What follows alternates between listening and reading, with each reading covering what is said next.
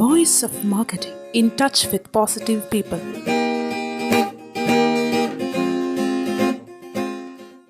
എല്ലാവർക്കും സ്വാഗതം. ഞാൻ ജയകൃഷ്ണൻ. ഇന്ന് നമ്മുടെ കേരളത്തിൽ റീറ്റെയിൽ ബിസിനസ്സുകാർ നേരിടുന്ന പ്രശ്നം എന്താണ്? സെയിൽ കുറയുന്നുണ്ടോ? എന്തായിരിക്കും ഇതിന് കാരണം? കൺസ്ട്രക്ഷൻ ഡൗൺ ട്രെൻഡിലേക്ക് പോകുമ്പോൾ, അധികം വീടുകൾ നിർമ്മിക്കപ്പെടാതെ വരുമ്പോൾ, പുതിയ വീടുകളെ ആശ്രയിച്ചിട്ടാണ് ഈ പ്രോഡക്റ്റുകൾ നിൽക്കുന്നത് തന്നെ. ഈ അവസ്ഥ മാറി കുറച്ചുകൂടി ബിസിനസ് ഗ്രോത്ത് വരുന്ന, അധികം എൻക്വയറീസ് വരുന്ന ഒരു അവസ്ഥ റീറ്റെയിൽ ബിസിനസ്സിൽ ഉണ്ടാകും. കുറച്ചുകൂടി ഗ്രോത്തിലേക്ക് റീറ്റെയിൽ ബിസിനസ് നടക്കുന്ന അവസ്ഥകൾ ഇനി വരും. മാറാതെ വയ്യ. എല്ലാത്തിനും ചേഞ്ചസ് ഉണ്ട്. അപ്പോൾ ഒരു മാറ്റത്തിന് വേണ്ടി വളരെ പ്രതീക്ഷയോടെ റീറ്റെയിൽ ബിസിനസ്സുകാരൻ കാത്തിരിക്കുന്ന സമയമാണിത്. ഉറപ്പായിട്ടും മാറും. അവരുടെ ഡ്രീം പോലെ തന്നെ, അവർ വിചാരിക്കുന്ന പോലെ തന്നെ ബിസിനസ് മാറി വരും. ഈ 2025 ഒരു ബിസിനസ് എല്ലാവർക്കും, എല്ലാ റീറ്റെയിൽ ഷോപ്പുകൾക്കും ബിസിനസ് കിട്ടുന്ന ഒരു നല്ല വർഷമായിട്ട് നമുക്ക് പ്രതീക്ഷിക്കാം. അങ്ങനെ ആഗ്രഹിക്കാം, അങ്ങനെ ആശിക്കാം. പല റീറ്റെയിൽ ഷോപ്പുകളിലും കയറി ചെല്ലുമ്പോൾ അപൂർവമായിട്ടെങ്കിലും പൊടി പിടിച്ച് അൺസോൾഡ് സ്റ്റോക്കായിട്ട് കിടക്കുന്ന കുറച്ച് പ്രോഡക്റ്റുകൾ കാണാം. അത് വിറ്റ് പോകാത്തതാണ്. ഒരു പരിധിവരെ കമ്പനി എക്സിക്യൂട്ടീവ്സ് ഒരു കാലത്ത് 6 മാസം, 1 വർഷം അല്ലെങ്കിൽ 1 വർഷത്തിൽ മേളിലുള്ള ഈ അൺസോൾഡ് സ്റ്റോക്കായിട്ട് കുറച്ച് ഐറ്റം ഒരു സൈഡിൽ കിടക്കുന്നുണ്ടാകാം, അല്ലെങ്കിൽ റാക്കിൽ ഇരിക്കുന്നുണ്ടാകാം. ഇത് ആരുടെയും ശ്രദ്ധയിൽപ്പെടാതെ വലിയ ഡിമാൻഡൊന്നും ഇല്ലാതെ ഇരിക്കുന്ന ഐറ്റം ഉണ്ടാവും. ഇവിടെ നമ്മൾ എന്ത് ചെയ്യണം? ഈ സ്റ്റോക്കുകളുടെ ഒരു ലിസ്റ്റ് തയ്യാറാക്കണം. അവിടെ നിൽക്കുന്ന സ്റ്റാഫുകൾ അല്ലെങ്കിൽ ഓണേഴ്സ് ഒരു ലിസ്റ്റ് തയ്യാറാക്കിയിട്ട് ആ ലിസ്റ്റിൽ ഇന്ന് നമുക്കത് എങ്ങനെ വിറ്റഴിക്കാം, എങ്ങനെ ആ പ്രോഡക്റ്റിനെ ക്യാഷാക്കി മാറ്റാം, അതിനെക്കുറിച്ച് ചിന്തിക്കുകയും അതിൻ്റെ ഒരു ലിസ്റ്റ് തയ്യാറാക്കി ഏതൊക്കെ പ്രോഡക്റ്റ് ഉണ്ട് അതിനൊരു സ്പെഷ്യൽ ഓഫർ റേറ്റ് ഇട്ട് അത് വാട്സപ്പ് വഴിയോ അല്ലെങ്കിൽ ഇൻസ്റ്റാഗ്രാം വഴിയോ അത് മാർക്കറ്റ് ചെയ്യാൻ പറ്റും. നമുക്ക് ഷോപ്പിൻ്റെ ഫ്രണ്ടിൽ വെറും DTP ചെയ്ത് ഒരു ചെറിയ ഓഫർ, സ്പെഷ്യൽ ഓഫർ എന്ന് പറഞ്ഞ് നമുക്കൊന്ന് എഴുതി വെച്ചാൽ തന്നെ കസ്റ്റമറെ അട്രാക്റ്റ് ചെയ്യാൻ പറ്റും. ഒരു സ്പെഷ്യൽ റേറ്റ് കൊടുക്കണം. ആ പ്രോഡക്റ്റ് അവിടെ അതുപോലെ പൊടി പിടിച്ചിരുന്നിട്ട് നമുക്കൊരു പ്രയോജനമില്ല. നിങ്ങളുടെ സ്റ്റാഫ് ഉൾപ്പെടെ ഒരു സ്റ്റെപ്പ് അത് എങ്ങനെ ആ പ്രോഡക്റ്റുകൾ കൺവേർട്ട് ചെയ്ത് ക്യാഷാക്കി മാറ്റാൻ പറ്റും. ഷോപ്പിൻ്റെ ഓണറും സ്റ്റാഫുകളും ഇരുന്ന് അതിനൊരു സ്പെഷ്യൽ പ്രൈസ് പ്രിപ്പറേഷൻ നടത്തി നമ്മളത് വിൽക്കാനുള്ള കാര്യങ്ങൾ ചെയ്യണം. പിന്നെ ഇപ്പോൾ ഉള്ള ഈ റീറ്റെയിൽ ഷോപ്പിൻ്റെ പ്രതിസന്ധി തരണം ചെയ്യുന്നതിന് ഉറപ്പായിട്ടും നമ്മൾ ഒറ്റക്കെട്ടായിട്ട് നിൽക്കണം. അതുപോലെ തന്നെ ഈ നിങ്ങളുടെ സ്റ്റാഫുകൾക്ക് കൃത്യമായി ഒരു ട്രെയിനിങ് കൊടുക്കുന്നത് നന്നായിരിക്കും. എല്ലാ ദിവസവും രാവിലെ ബിസിനസ് സ്റ്റാർട്ട് ചെയ്യുന്നതിന് മുമ്പ് ഒരു ചെറിയ മീറ്റ് നടത്തുക, ഓണറായിട്ടൊരു മീറ്റ് നടത്തുക. ഏതൊക്കെ സ്റ്റോക്ക് ഇപ്പോൾ നമുക്കുണ്ട്, ഏതൊക്കെ വിറ്റഴിക്കാനുണ്ട്, ഏതൊക്കെ ബ്രാൻഡുകൾ കൂടുതൽ മൂവ് ചെയ്യുന്നുണ്ട്, മൂവ് ചെയ്യാത്ത ബ്രാൻഡ് ഏതാണ്, അവർക്ക് പേയ്മെൻറ്റ് കൊടുക്കേണ്ട ഡേറ്റ് എന്നാണ്. ഇതിനെക്കുറിച്ചൊക്കെ ഒരു സ്റ്റഡി നടത്തിയ ശേഷം ആവശ്യമെങ്കിൽ ഓണർ തന്നെ എങ്ങനെ പ്രോഡക്റ്റ് വിറ്റഴിക്കാം അതിനെക്കുറിച്ചൊരു ട്രെയിനിങ് കൊടുക്കുകയോ അവരെ മോട്ടിവേറ്റ് ചെയ്ത് ഈ സ്റ്റോക്ക് ഇന്ന് നമുക്ക് വിൽക്കേണ്ട പ്രോഡക്റ്റുകൾ എന്തൊക്കെയാണ്, ഏതൊക്കെ പ്രോഡക്റ്റിന് വേണ്ടി കസ്റ്റമർ കയറി വരാം, ആ കസ്റ്റമറെ ഒരു കാരണവശാലും നമ്മളിൽ നിന്ന് തന്നെ നമ്മുടെ ഷോപ്പിൽ നിന്ന് തന്നെ അവർ പർച്ചേസ് നടത്തണം. പർച്ചേസ് നടത്താതെ വേറൊരു ചോയ്സിലേക്ക് പോകാതെ എങ്ങനെ കസ്റ്റമറെ അട്രാക്റ്റ് ചെയ്യാൻ പറ്റും, അതിന് എന്തൊക്കെ കാര്യങ്ങൾ അഡീഷണൽ ബെനിഫിറ്റ് നമുക്ക് അവർക്ക് കൊടുക്കേണ്ടി വരും, എങ്ങനെ കസ്റ്റമർ റാപ്പോ ബിൽഡപ്പ് ചെയ്യണം, എങ്ങനെ അവരായിട്ടൊരു നല്ലൊരു റിലേഷൻ ബിൽഡപ്പ് ചെയ്ത്, ഒരു പേഴ്സണൽ റിലേഷൻ ബിൽഡപ്പ് ചെയ്ത് നമ്മുടെ ഷോപ്പിലേക്ക് വാക്കിൻ ചെയ്യപ്പെടുന്ന കസ്റ്റമർ ഒരു കാരണവശാലും മറ്റൊരു ഷോപ്പിൽ പോയി പർച്ചേസ് ചെയ്യാൻ പാടില്ല. വാക്കിൻ ചെയ്യുന്ന കസ്റ്റമറെ കൊണ്ട് നമ്മൾ പർച്ചേസ് ചെയ്യിപ്പിക്കാൻ നമുക്ക് സാധിച്ചിരിക്കണം. അത് ഇപ്പോഴുള്ള അവസ്ഥകളെക്കുറിച്ച് ശരിക്കും ഈ റീറ്റെയിൽ ഷോപ്പുകാരനും ഈ റീറ്റെയിലിൻ്റെ ഓണറും സ്റ്റാഫുകളും മനസ്സിലാക്കിയിരിക്കണം. ഇപ്പോൾ ബിസിനസ് കുറവാണ്, വാക്കിൻ ചെയ്യുന്ന കസ്റ്റമറെ കൊണ്ട് എങ്ങനെ വന്നാലും പർച്ചേസ് ചെയ്യിപ്പിച്ചിരിക്കണം. അതിന് എന്തെല്ലാം കാര്യങ്ങൾ, അഡീഷണൽ കാര്യങ്ങൾ കൊടുത്ത് അവരെ നമ്മൾ അട്രാക്റ്റ് ചെയ്യിപ്പിക്കാൻ പറ്റും എന്നതിനെക്കുറിച്ച് വിശദമായ ഒരു സ്റ്റഡി നടത്തി വളരെ മുന്നൊരുക്കത്തോടെ വേണം ഒരു റീറ്റെയിൽ ഷോപ്പിലിരിക്കുന്ന ഓണറും സ്റ്റാഫുകളും വരുന്ന കസ്റ്റമറോട് പെരുമാറാൻ. ഈ ഒരു പ്രതിസന്ധി വേറെ ഏത് ഏരിയ ശ്രദ്ധിച്ചാൽ നമുക്ക് കൺട്രോൾ ചെയ്യാൻ പറ്റും? പർച്ചേസ് ലിമിറ്റ് ചെയ്യണം. കൂടുതൽ പ്രോഡക്റ്റ് ഷോപ്പിൽ ഇരിക്കുമ്പോഴാണ് അത് വിറ്റഴിക്കാൻ വേണ്ടിയിട്ട് നമ്മൾ എന്ത് ചെയ്യുന്നത്? ചിലപ്പോൾ ക്രെഡിറ്റ് കൊടുക്കേണ്ടി വരും. 2 മാസം 3 മാസം 4 മാസം വരെ ക്രെഡിറ്റ് കൊടുക്കേണ്ടി വരും. അത് കൂടുതൽ സ്റ്റോക്ക് അവിടെ ഇരിക്കുന്നതുകൊണ്ട് ഇതെങ്ങനെയും വിറ്റ് പോകണം എന്നുള്ളൊരു ചിന്ത ആ സെയിൽസ് പേഴ്സണും അതുപോലെ ഓണറിനും ഉണ്ടാകാനുള്ള സാധ്യതയുണ്ട്. അപ്പോൾ നമ്മൾ എന്ത് ചെയ്യണം? ക്യാഷ് ഇല്ലാതെ സപ്ലൈ കൊടുക്കേണ്ട ആ ഒരു നയം സ്വീകരിക്കണം. ആ നയം സ്വീകരിക്കണമെങ്കിൽ നമ്മൾ എന്താണ് ചെയ്യേണ്ടത്? പർച്ചേസ് ലിമിറ്റ് ചെയ്യുക. കുറച്ച് ആവശ്യമുള്ള ഐറ്റം മാത്രം പർച്ചേസ് ചെയ്ത് വയ്ക്കുക. അത് ഷോപ്പിലേക്ക് അന്വേഷിച്ച് വരുന്നവർക്ക്, റെഡി പേയ്മെൻ്റ് ആയിട്ട് വരുന്നവർക്ക് കുറച്ചും കൂടി അത് ഫോക്കസ് ചെയ്ത് കൊടുക്കാൻ നമ്മൾ നിർബന്ധിതരാകേണ്ടി വരും. കാരണം ഒരാൾ 50,000 രൂപയ്ക്ക് ക്രെഡിറ്റായിട്ട് പർച്ചേസ് ചെയ്യാൻ വരുമ്പോൾ, ഒരാൾ 10,000 രൂപയ്ക്ക് 5,000 രൂപയ്ക്ക് റെഡി ക്യാഷായിട്ട് പർച്ചേസ് ചെയ്യാൻ വരുമ്പോൾ നമ്മൾ മോട്ടിവേറ്റ് ചെയ്യേണ്ടത്, നമ്മൾ പ്രൊമോട്ട് ചെയ്യേണ്ടത് ആ 5,000 രൂപയെ പ്രൊമോട്ട് ചെയ്താൽ മതി. അങ്ങനെ 10 ആൾക്കാർ വരുമ്പോൾ അവിടെ എന്ത് സംഭവിക്കുന്നു? നമ്മൾ ഈ ക്രെഡിറ്റ് കൊടുക്കാൻ നിശ്ചയിച്ചിരുന്ന പേയ്മെൻറ്റിലേക്ക് വരും. ക്യാഷ് ഇൻഫ്ലോ ഷോപ്പിലേക്ക് വരുന്ന രീതിയിലുള്ള സെയിൽസിനെ മോട്ടിവേറ്റ് ചെയ്യുക, പ്രൊമോട്ട് ചെയ്ത് നിർത്തുക എന്നുള്ളതാണ്. അങ്ങനെ ഒരു കൺട്രോൾ നിങ്ങൾ വരുത്തുമ്പോൾ ഒരു കാര്യം അവിടെ സംഭവിക്കും. ടേൺ ഓവറിൽ വ്യത്യാസം വരാം. സെയിൽസ് ചിലപ്പോൾ കുറവാണ് നടക്കാൻ സാധ്യതയുള്ളൂ.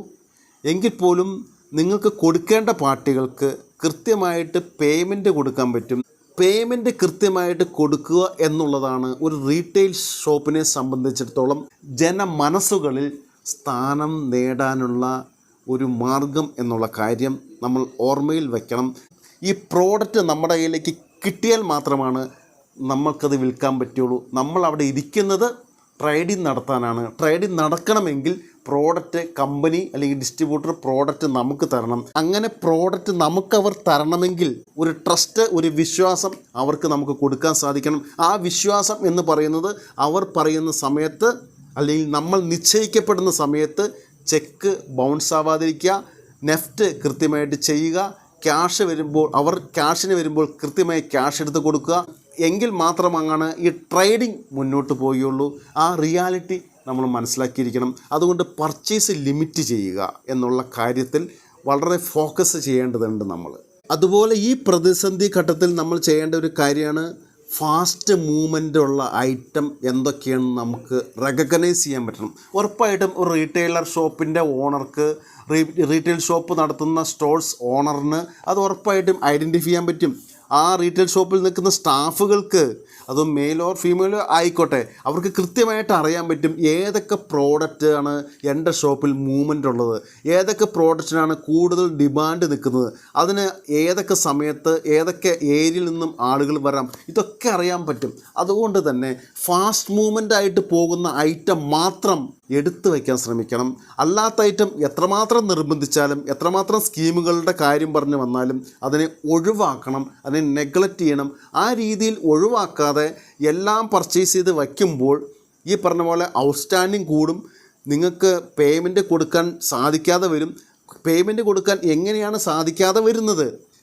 ഐറ്റംസ് പർച്ചേസ് ചെയ്തിരിക്കുന്ന ഐറ്റംസ് വിറ്റ് പോകാതെ വരുമ്പോൾ അത് ഡെഡ് സ്റ്റോക്കായിട്ട് വരും.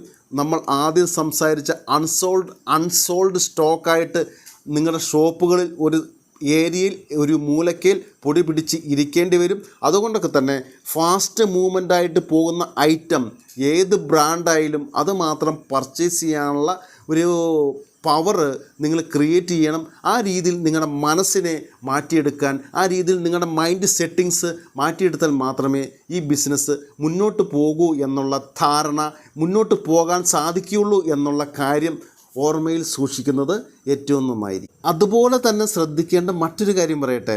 വോളിയം കൂടുതലുള്ള, എമൗണ്ട് കൂടുതലുള്ള ഒരു പ്രോഡക്റ്റ് 10,000 അല്ലെങ്കിൽ 15,000 അങ്ങനെ വോളിയം കൂടുതലുള്ള ഒരു പ്രോഡക്റ്റ്, ആ പ്രോഡക്റ്റ് നിങ്ങൾ റെഡി ക്യാഷിന് കൊടുത്ത് അധികം ക്വാണ്ടിറ്റി പർച്ചേസ് ചെയ്ത് വയ്ക്കാതെ ശ്രദ്ധിക്കണം. അങ്ങനെ ശ്രദ്ധിക്കുക. കാരണം അതൊരു 5 എണ്ണം എടുക്കുമ്പോഴത്തേക്കും അല്ലെങ്കിൽ ഒരു 10 എണ്ണം എടുക്കുമ്പോഴത്തേക്കും 15,000 രൂപ വെച്ച് 10 എണ്ണം എടുക്കുമ്പോഴത്തേക്കും ചിലപ്പോൾ ഒരു 15,000 രൂപ വെച്ച് ഒരു 10 പ്രോഡക്റ്റ് എടുത്ത് വയ്ക്കുമ്പോഴത്തേക്കും 1.5 ലക്ഷത്തിൻ്റെ സ്റ്റോക്ക് നിങ്ങളുടെ അടുത്ത് വന്നു കഴിഞ്ഞു. അങ്ങനെയുള്ള ഐറ്റംസ് വിറ്റ് പോയില്ലെങ്കിൽ ഈ പറഞ്ഞ അൺസോൾഡ് സ്റ്റോക്കായിട്ട് മാറും. ചിലപ്പോൾ സഡനായിട്ടായിരിക്കും കമ്പനി അതിൻ്റെ മോഡൽ മാറ്റിക്കളയുന്നത്. ചിലപ്പോൾ അതിന് കൂടുതൽ മോട്ടിവേറ്റ് ചെയ്യുന്ന രീതിയിൽ അതിന് പരസ്യങ്ങൾ കൊടുത്തില്ലെങ്കിൽ ചിലപ്പോൾ അത് ആ ബ്രാൻഡ് വിൽക്കാതെ അവിടെ മൂലക്കിലേക്ക് മാറ്റപ്പെടുന്നതാണ്. അപ്പോൾ ഇതൊക്കെ ശ്രദ്ധിച്ചുകൊണ്ട് ഓർഡർ കിട്ടുന്നതനുസരിച്ച്, ഓർഡർ വരുന്നതനുസരിച്ച് അത്തരത്തിലുള്ള ബിഗ്ഗസ്റ്റായ വോളിയമുള്ള പ്രോഡക്റ്റുകൾ പർച്ചേസ് ചെയ്ത് വെച്ചാൽ മതി. ചെറിയ റീറ്റെയിൽ ഷോപ്പുകാരെ സംബന്ധിച്ചിടത്തോളമാണ് ഇത് പറയുന്നത്. ഒരു ബിഗ്ഗസ്റ്റ് റീറ്റെയിൽ ഷോപ്പാണെങ്കിൽ അയാൾക്ക് കൂടുതൽ വോളിയം ചെയ്യുന്നവരായിരിക്കാം. അപ്പോൾ ഇത് അത്രമാത്രം ഫോക്കസ് ചെയ്യണം എന്നില്ല. 1 ലക്ഷവും 2 ലക്ഷവും 3 ലക്ഷവും ഉള്ള പ്രോഡക്റ്റുകളുണ്ട്. അത് കൂടുതൽ ക്വാണ്ടിറ്റി പർച്ചേസ് ചെയ്ത് വയ്ക്കുന്നതിന് പകരം അതിനുള്ള ഓർഡേഴ്സ് കിട്ടാനുള്ള പോസിബിലിറ്റി ഉണ്ടോ, ആ തരത്തിൽ ഓർഡർ കിട്ടിക്കഴിഞ്ഞ ശേഷം കമ്പനിയിലേക്കോ അല്ലെങ്കിൽ ഡിസ്ട്രിബ്യൂട്ടറിനോ അത് ഓർഡർ കൊടുത്താൽ മതി. നമ്മുടെ റീറ്റെയിൽ ഷോപ്പുകാരൻ ഓർഡർ കൊടുത്താൽ മതി. വോളിയം കൂടുതലുള്ള, എമൗണ്ട് കൂടുതലുള്ള പ്രോഡക്റ്റുകൾ അധികം പർച്ചേസ് ചെയ്യാതെ അത് ഓർഡർ വരുന്നതനുസരിച്ച് മാത്രം പർച്ചേസ് ചെയ്താൽ നമ്മുടെ ഔട്ട്സ്റ്റാൻഡിങ്ങും കൺട്രോൾ ചെയ്യാൻ പറ്റും. അതുപോലെ ഈ ഒരു കാലഘട്ടത്തിൽ അതാണ് ഏറ്റവും ഉചിതം. അതുകൊണ്ടൊക്കെ തന്നെ ഇങ്ങനെയുള്ള വോളിയം കൂടുതലുള്ള പ്രോഡക്റ്റുകൾ പിന്നെ എങ്ങനെ അതിന് ഓർഡർ നമ്മൾ റിസീവ് ചെയ്യും, എങ്ങനെയാണ് അത് മാർക്കറ്റ് ചെയ്യപ്പെടേണ്ടത്, നമുക്ക് അതിന് വേണ്ടി ഉള്ള പരസ്യങ്ങൾ ചെയ്യാം. നമ്മുടെ കൺസ്യൂമറിന് ഇങ്ങനെ ഒരു പ്രോഡക്റ്റ് ഡീൽ ചെയ്യുന്നുണ്ട്, അതിൻ്റെ ബ്രോഷർ കാണിക്കാം. ഇൻ കേസ് ആവശ്യമെങ്കിൽ ഒരു സാമ്പിള് കമ്പനിയോ ഡിസ്ട്രിബ്യൂട്ടറോ പറഞ്ഞാൽ നമ്മുടെ റീറ്റെയിൽ ഷോപ്പിൽ എടുത്ത് വയ്ക്കാം. നമുക്ക് അത് അതിൻ്റെ പെർഫോമൻസ് അവരെ കാണിക്കാൻ പറ്റും. ആ രീതിയിൽ ഓർഡർ നമുക്ക് എടുക്കാൻ സാധിക്കും. അതുപോലെ തന്നെ കമ്പനി ആണെങ്കിലും ഡിസ്ട്രിബ്യൂട്ടർ ആണെങ്കിലും സ്കീമിൽ പർച്ചേസ് ചെയ്യാം എന്ന് പറഞ്ഞ് ഒരു ബൾക്ക് ക്വാണ്ടിറ്റി നിങ്ങളുടെ തലയിലേക്ക് വെച്ച് തന്നാൽ അത് മുഴുവനുമായി നമ്മൾ ചുമക്കാതെ ശ്രദ്ധിക്കണം എന്നുള്ളതാണ്. സ്കീമിൻ്റെ പേരിൽ, ഡിസ്കൗണ്ടിൻ്റെ പേരിൽ, അല്ലെങ്കിൽ ഏതെങ്കിലും പുറത്തേക്കുള്ള ഒരു ട്രിപ്പിൻ്റെ ബേസിൽ അധികം ക്വാണ്ടിറ്റി നിങ്ങൾ ഏറ്റെടുക്കുമ്പോൾ, അങ്ങനെ ഏറ്റെടുക്കുന്നത് ഏറ്റവും നല്ല കാര്യമാണ്. പക്ഷേ ഒരു കാര്യം കൂടി അതിനെക്കുറിച്ച് ചിന്തിച്ചിരിക്കണം. അവർ പറയുന്ന സമയത്ത് ഇതിൻ്റെ പേയ്മെൻറ്റ് നമുക്ക് കൊടുക്കാൻ സാധിക്കണം. ഒന്ന്. രണ്ടാമത്തെ കാര്യം, ഇത് വിറ്റഴിക്കാനുള്ള മാർക്കറ്റ് നിങ്ങളുടെ കൈവശമുണ്ട്. ഇത്രയും വന്നാലും വിറ്റഴിക്കാനുള്ള സ്കോപ്പ്, ഏരിയ എൻ്റെ കയ്യിലുണ്ട്, ഞാനിത് വിറ്റിരിക്കും. ആ ഒരു കോൺഫിഡൻസ് നമുക്കുണ്ടായിരിക്കണം. അങ്ങനെ കോൺഫിഡൻസ് ഉണ്ടെങ്കിൽ ആ തരത്തിൽ സ്കീമിൽ പർച്ചേസ് ചെയ്യണം. ഇതില്ലാതെ അവർ പറയുന്നത് അതേപടി കേട്ട് പ്രോഡക്റ്റ് എടുത്തു വയ്ക്കുകയും അത് മാർക്കറ്റ് ചെയ്യാനുള്ള ഐഡിയ അവർ പറഞ്ഞു തരാതിരിക്കുകയും നിങ്ങൾക്കതിനുള്ള ഒരു ഏരിയ ഇല്ലാതിരിക്കുകയും ചെയ്താൽ അതൊരു അൺസോൾഡ് സ്റ്റോക്കായിട്ട് മാറും. നിങ്ങൾക്കത് വിറ്റഴിക്കാൻ സാധിക്കാതെ വരും. ഔട്ട്സ്റ്റാൻഡിങ്ങിൻ്റെ പ്രോബ്ലത്തിലേക്ക് വരും.